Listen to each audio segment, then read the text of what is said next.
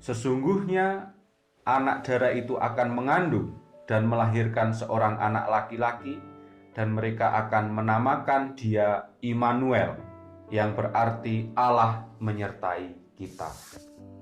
Saudara, sudah lebih dari 1 tahun sejak diumumkan kita harus hidup bersama dengan pandemi COVID-19.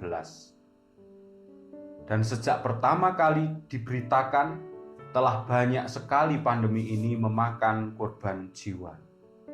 Belum lagi karena pandemi ini kita harus hidup dalam berbagai macam tekanan dan perubahan besar-besaran terjadi di bumi ini.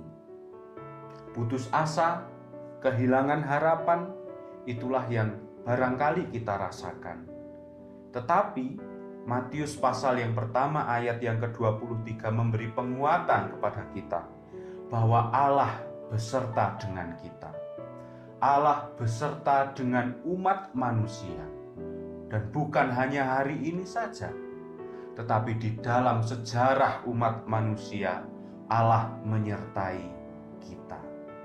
Immanuel, kata ini pertama kali muncul di dalam Yesaya pasal 7 ayat 14. Yesaya pasal 7 mengisahkan mengenai kebimbangan Ahaz yang pada waktu itu menghadapi kerajaan Asyur.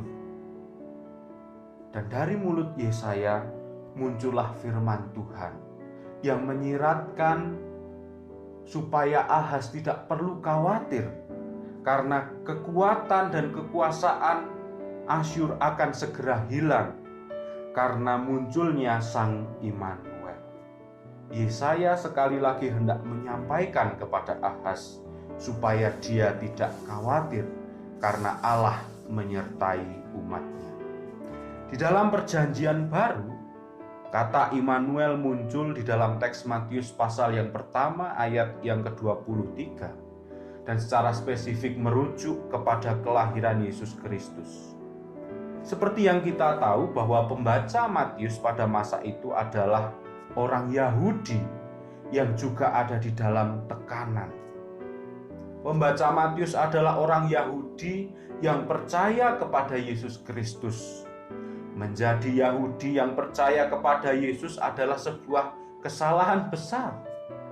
Karena mereka harus berjibaku, mereka harus berseteru dengan komunitas Yahudi yang memegang aturan Yahudi dan yang tidak percaya kepada Yesus Kristus. Belum lagi tekanan dari pemerintah Roma yang kala itu menguasai sebagian besar wilayah Israel, juga masih menganggap sebelah mata orang-orang yang percaya kepada Yesus Kristus.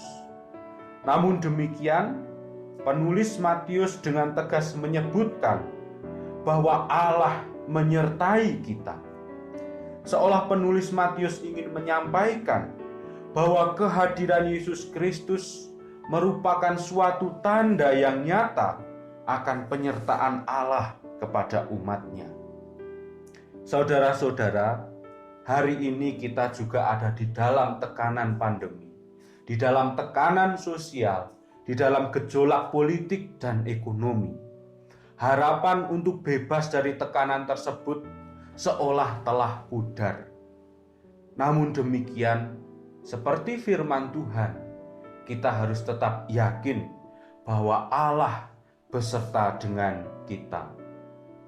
Seraya terus berharap, seraya terus beriman akan penyertaan Tuhan, kita juga harus saling bahu-membahu, saling menguatkan, dan saling menolong satu dengan yang lain.